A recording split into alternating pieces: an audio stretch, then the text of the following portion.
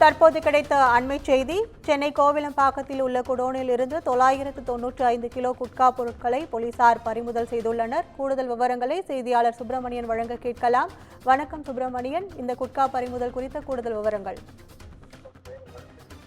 போதைப் பொருளுக்கு எதிராக சென்னை காவல்துறையினர் பல்வேறு கட்ட நடவடிக்கைகள், சோதனைகளை நடத்தி வருகின்றனர்.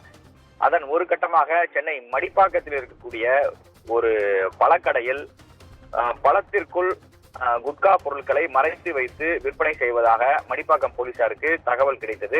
அதன் அடிப்படையில் முதல் கட்டமாக அந்த பழக்கடையில் சோதனை செய்த போது 12 ஹான்ஸ் பாக்கெட்டுகள் பறிமுதல் செய்யப்பட்டது. அதனை விற்பனை செய்த சூர்யா என்ற பெண் என்பவரை போலீசார் விசாரணை நடத்தினார்கள்.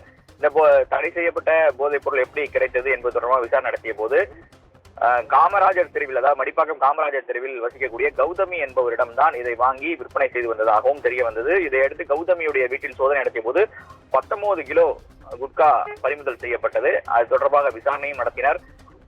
அந்த மடிப்பாக்கம் பகுதிகளில் மொத்தமாக குட்கா, ஹான்ஸ் உள்ளிட்ட போதைப் பொருட்களை சப்ளை செய்யக்கூடிய நபர் யார் என்ற கோணத்தில் போலீசார் விசாரணை நடத்திய போதுதான் பள்ளிக்கரணை அடுத்த கோவிலம்பாக்கத்தில் இருக்கக்கூடிய ஒரு குடோனில் குட்கா பொருட்கள் பதுக்கி வைத்து சப்ளை செய்யப்படுவதாக போலீசாருக்கு ரகசிய தகவல் கிடைத்தது. அதன் அடிப்படையில் அங்கு சென்று சோதனை நடத்திய போது 995 கிலோ குட்கா பறிமுதல் செய்யப்பட்டிருக்கிறது. இந்த குட்காவை கார் ஒன்றை வாடகைக்கு எடுத்து அதன் மூலமாக பல்வேறு கடைகளுக்கும் சப்ளை செய்த ராஜேஷ் என்பவரை போலீசார் கைது செய்திருக்கிறார்கள்.